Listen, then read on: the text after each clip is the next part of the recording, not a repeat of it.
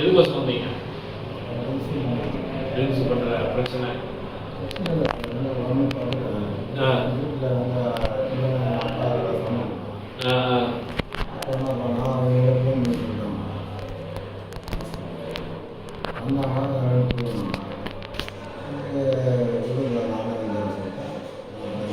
எத்தனை பசங்க? பொண்ணு என்ன பண்ணுறாங்க? பொண்ணு என்ன பண்ணுறாங்க? பையன் தேர்ட் இயர் படிக்கிறான் காலேஜ். பொண்ணு 10th. ஒய்ஃப் இல்லையா? என்னாச்சு? எப்படி இருந்தா? உடம்புக்கு என்ன முடியாமல் போச்சு? டாக்டர் தான் நீங்கள் சொன்னீங்கன்னா புரியும் எனக்கு.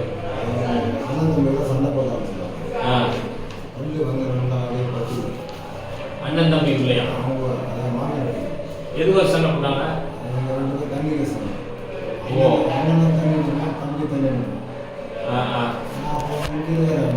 அப்பெல்லாம் நீங்க தண்ணி அடிச்சதே கிடையாது?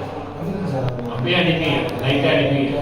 நீங்க எப்பதான் ஆரம்பிச்சீங்க முதல்ல அந்த குடின்றது? ஃபர்ஸ்ட் தொட்டிருப்பாங்கல்ல, அந்த குடி எந்த வருஷம் ஆரம்பிச்சீங்க?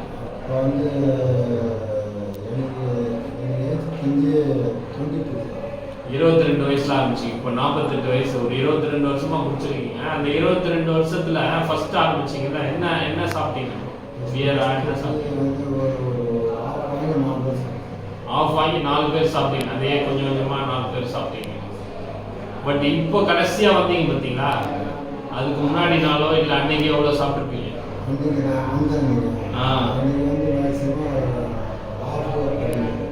ஒரு ஆஃப் ஒரு கட்டி சாயந்தரம். ஸோ இதெல்லாம் நம்ம என்ன சொல்லுவாங்கன்னா அடிக்ஷன்ல டாலரன்ஸ் அப்படின்னும். அதாவது முதல்ல சாப்பிட்டது வந்து ஒரு பியரோ இல்லை ஒரு கட்டிங்கோ சாப்பிட்ட உடனே நல்லா போதை வந்துருக்கும். ஆனால் இப்போ வந்து கொஞ்சம் கொஞ்சமாக அந்த ஆஃப் சாப்பிட்டா கூட போதை வந்துருக்குமான்னா பெரிய போதை ஒன்றும் வந்துருக்காது. அப்படியே உங்கள் வேலையை பார்த்துட்டு இருப்பீங்க, ஏதோ ஒரு ஓடின்னு இருக்கும். கரெக்டாக நான் சொல்றது?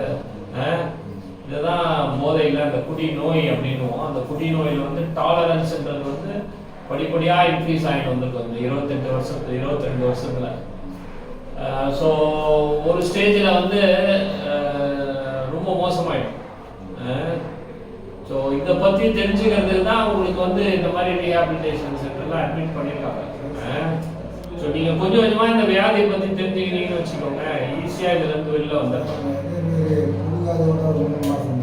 குடிக்காம 3 மாதம் இருந்தீங்க. எப்படி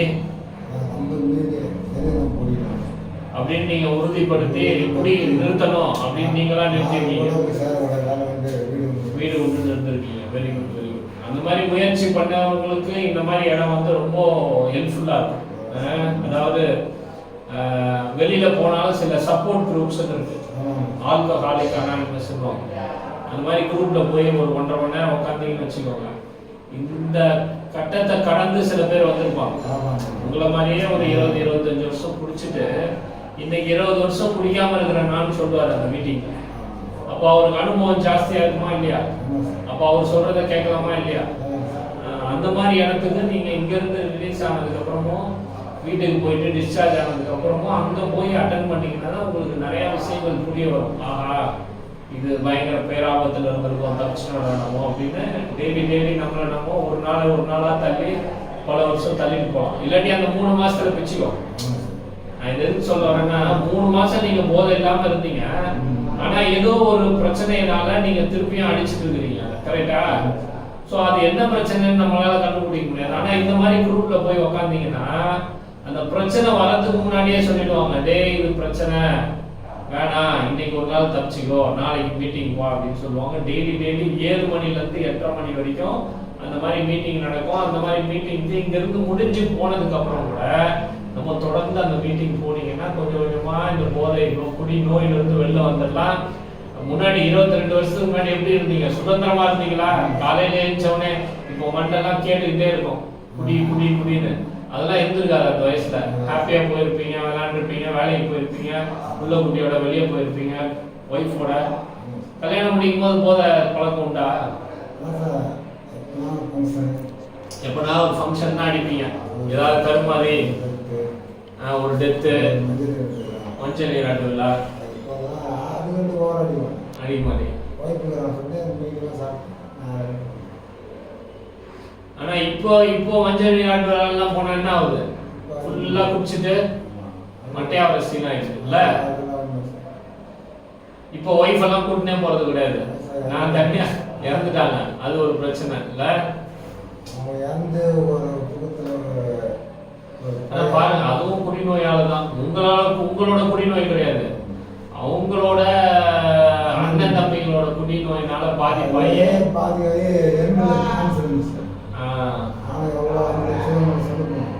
யாருக்கு? ஒய்ஃபுக்கு கேன்சர் வந்துச்சா? கால்லையா? எலும்புல. எந்த வருஷம் அது? உங்களுக்கு கல்யாணம் எத்தனை வருஷம் இருந்துச்சு? இன்னையோட 20 வருஷம் ஆகுது. அவங்களுக்கு வந்து இப்போ 2011 கல்யாணம் ஆனது 2004. ஸோ ஒரு 7 வருஷம் ஒன்றா இருந்துருக்கிறீங்க, அவங்க கூட கொடுத்தவங்கலாம் நடத்துவீங்க, அப்பயும் குடிச்சிருக்கீங்க. அதான் சார், வேலைக்கு போனால் வீட்லேயே வச்சுன்னு குடிப்பீங்க, படுத்துவீங்க. அதுக்கப்புறம் காலைல நானும் தெரியும் வீட்டு வாங்கி பையனை சொல்லிட்டு ஆனால் குடிச்சிருந்தீங்க, அப்போதுலேருந்தே கொஞ்சம் கொஞ்சம் குடிப்பாங்க. ஆனால் நீங்கள் யோசிச்சு பாருங்க, அன்னைக்கு குடி இல்லாமல் கொஞ்சம் அவங்களுக்கு ஏதாவது என்னப்பா பிரச்சனை உனக்கு அப்படின்னா, காலில் ஒரு சின்ன கட்டிடுமா எனக்கு அப்படின்னா, ஹாஸ்பிட்டலுக்கு கூட்டிட்டு போய் காமிச்சு முதல்லயே அவங்களுக்கு ஏதாவது ஒரு வழி கூட பண்ணி விட்டுருக்கலாம். அதனால அதுவுமே நம்ம பக்கம் தப்பு இருக்கிறதுக்கு வாய்ப்பு இருக்கு சார். அது வந்து சொல்ல சார். ஆமா, கேன்சர் நிறைய பேருக்கு நீங்க சொல்றது கரெக்ட் தான். கேன்சர் நிறைய பேருக்கு தெரியவே தெரியாது இருக்குது. வந்து அது வந்து சொல்லி இருக்குது, பசங்க சொல்லுது. அப்பா அம்மா வந்து 2 மாமா படிக்க பேசுறாங்க. இது இல்லை சார். ஒரு நடக்கும்போது வந்து நான் இட்டு போயிட்டு சித்த வைப்போம் நீங்கள் சார் அங்கே அப்புறம் கேஎம்சி எல்லாத்துக்கும். உங்களுக்கு சுகர் இருக்கா? எனக்கு இல்லை சார். சுகர்லாம் இல்லை, டிபி இல்லை. ஆனா போதை விடணும் அப்படின்ற ஒரு முடிவுக்கு வந்தது ஒரு பெரிய விஷயம் தான். ஏன்னா நிறைய பேர் அந்த முடிவுக்கும் வரமாட்டாங்க. நீங்க வந்து உடனோன்னு 3 மாசம் வேற இருந்திருக்கீங்க, அதனால உங்களுக்கு வந்து இத கத்துக்கிட்டீங்கன்னு வச்சுக்கோங்க, போதை விடுறது எப்படின்னு கத்துக்கிட்டீங்கன்னு வச்சுக்கோங்க, ஈஸியா விட்டுலாம். வைராக்கியமா இருந்து இது பண்ணிடலாம். இப்போ உங்க மனைவி கிடையாது, இப்போ பசங்க தான் உங்களை டேக் கேர் பண்ணிக்கிறது.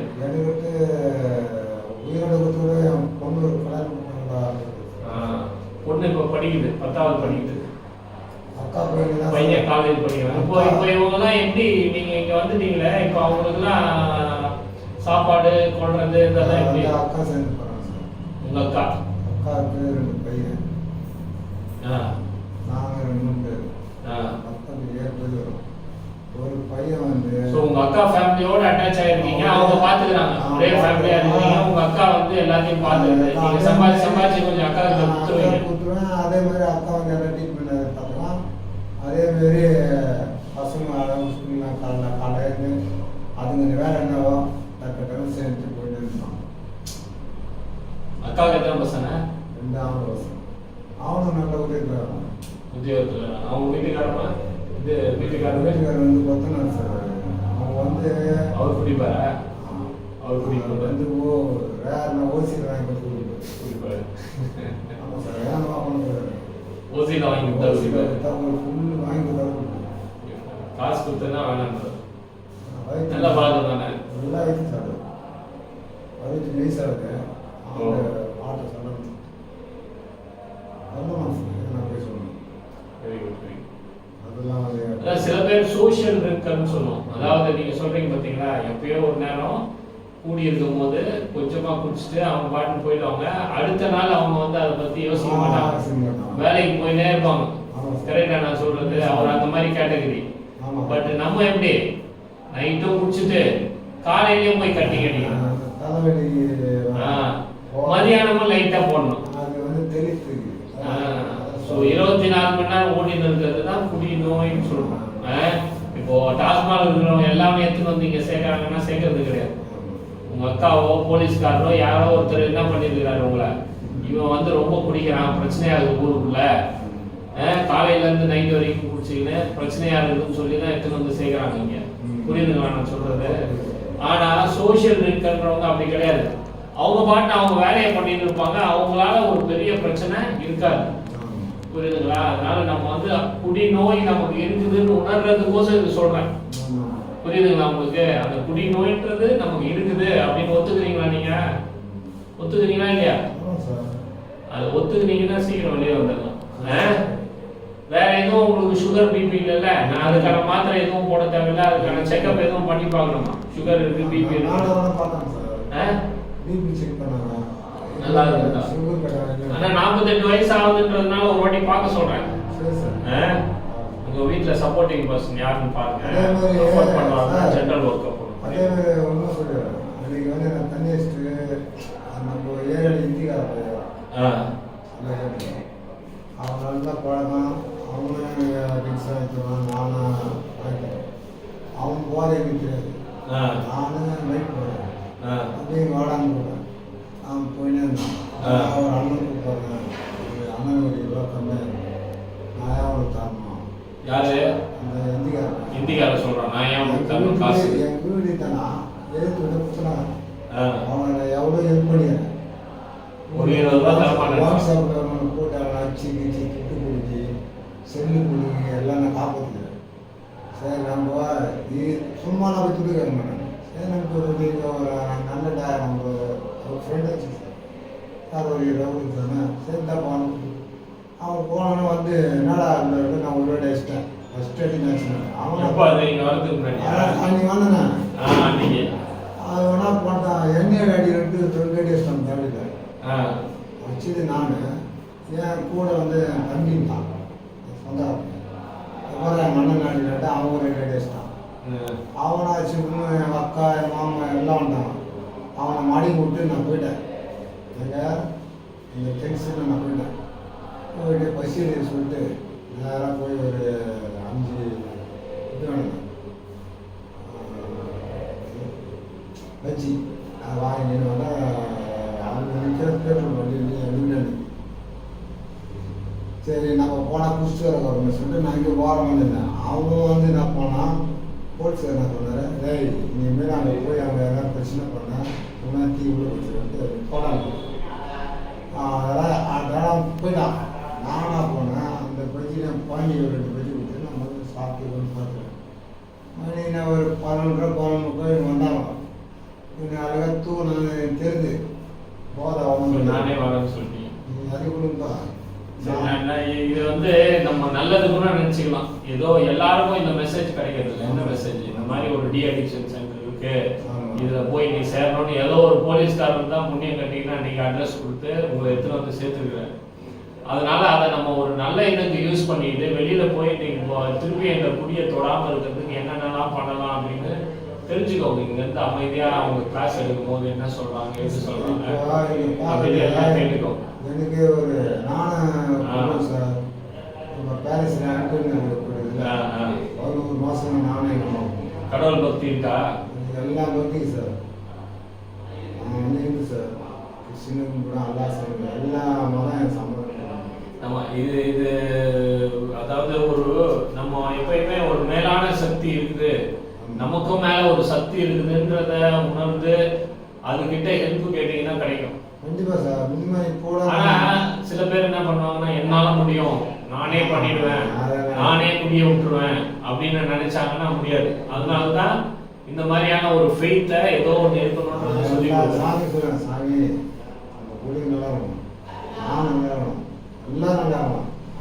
ஆனா எல்லாரும் நல்லா இருக்கிறதுக்கு ஒரே ஒரு விஷயம் பண்ணணும். நீங்க என்ன பண்ணணும்?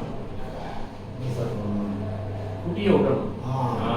குடிய விட்டீங்கன்னா தன்னை மீறி எல்லாமே பண்ணலாம், எல்லாமே ஆட்டோமேட்டிக்கா நடக்கும். ஸோ ஒரே ஒரு காரியம் பண்ணணும், ஒரே ஒரு சத்தியம் பண்ணணும். என்ன பண்ணணும்னா குடிய விடணும்.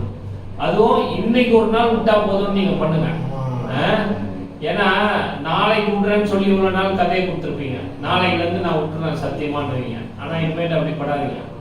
இன்னைக்கு நான் குடிய விடுறேன், இன்னைக்கு குடிக்க மாட்டேன்னு சொல்லுங்க. இன்னைக்கு ஒரு நாள் ஓடிடுமா, அடுத்த நாள் காலையில எழுந்துச்சு இன்னைக்கு நான் குடிய விடுறேன்னு சொல்லுங்க. அப்படியே ஒரு நாளா ஓடி பல மாசம் ஆயிடும், பல வருஷம் ஆயிடும். அந்த மாதிரி நிறைய பேர் 20 வருஷம் குடிய விட்டவங்க இருக்கான். சரிங்களா? அதனால நல்லா கத்துக்கோங்க. நீங்க ரீஹாபிலிட்டேஷன் சென்டர்ல செல்ஃப் ரியலைசேஷன் நம்மளே யோசிக்கணும். எப்படி நம்ம போய் போதையை விட்டுறது அப்படின்றது இங்க சொல்லும் போது நமக்கு ஒரு தனி திட்டத்தை யோசிச்சு வச்சுட்டு வெளியே போனோம்னா கண்டிப்பா அதுல இருந்து மீண்டும் வெளியில வரலாம். வாங்க, நான் திருப்பி